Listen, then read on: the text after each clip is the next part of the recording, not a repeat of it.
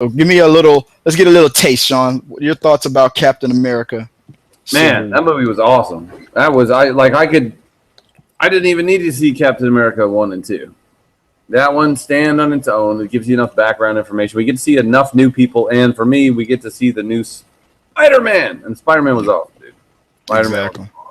I'm 100% happy with Spider-Man. I like what you just said about how it stands alone. In my opinion, I feel like you have to see two because it's the issue. Well, because Bucky in the background, Bucky being in the issue. So I feel like it's a perfect sequel to. It's more of a sequel to, in my opinion, to Age of Ultron, and then Winter Soldier, and then Captain America 3. I feel like you watch those three movies, you're caught up with everything. You understand why everything's happening the way it's happening. But I wanted to ask you a question. What do you think about my thoughts on this? At first, I thought Iron Man was going to have the most solid trilogy.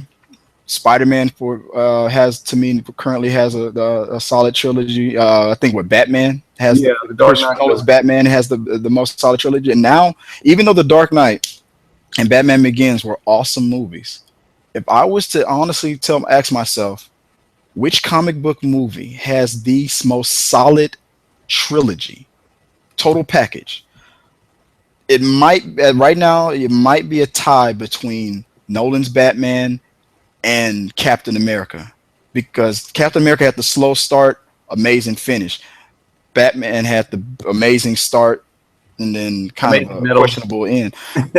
I feel like I'm going to go back and forth, but right now, based on the Winter Soldier having a slow start and then ending so epically, I'm going to kind of give the advantage to Captain America maybe, but then tomorrow I might go back because of the Dark Knight. What do you think about that? Am I talking crazy? Because we got on one hand the weakest chain in the link, and it's still a great movie, is The Dark Knight Rises. Whereas for me, Captain America, the first one was the weakest on that one. So the first Avenger, yeah, it was weak, the weakest link, but not a bad movie. I mean, it was exactly what it had to be because we had to introduce ourselves to. My thing is I enjoyed The Dark Knight Rises more than the first Captain America movie. So that's why, for me, the Dark Knight trilogy edges it out just a little bit.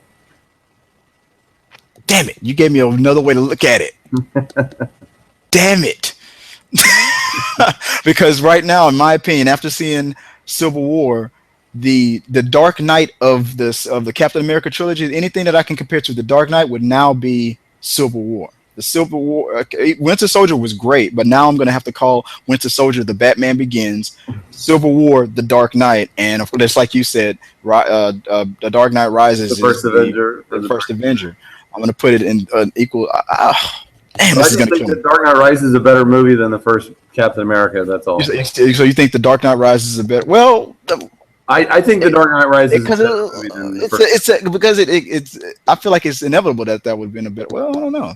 I would say this: I have almost never in my life been so excited to go see a movie than I was to go see the Dark Knight sequel. But wouldn't your opinion of that be like that because of the Dark Knight? Because of the Dark Knight, but you didn't have that same feeling going into Captain America because we hadn't had a Captain America movie. Right. That may be it. What do you? Okay. Compare. Last comparison: Bane, or Red Skull. Who was the better executed villain? You gotta even ask me, Bane. You think Bane was the better villain than Red Skull? Huh? Of course, it's Bane. Bane is a gangster. Who could win in a fight? Oh, Bane will whoop. Not the comic book versions of themselves, the movie versions. Bane. I still say Bane. I say Red Skull because he had the super soldier serum. He may have, but I still vote for Bane. You struck Bane. You struck me. Who shot that? Kill them all.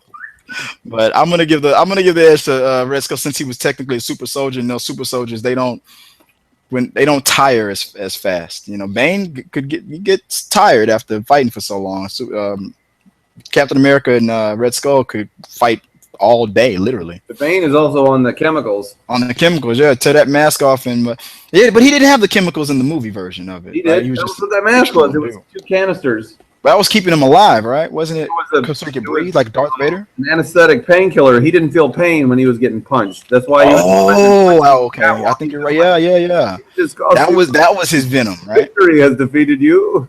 Oh, wow. That's why as soon as he knocked that mask off, he's like, "Oh no!" He knew he was in trouble. Wait. I called timeout.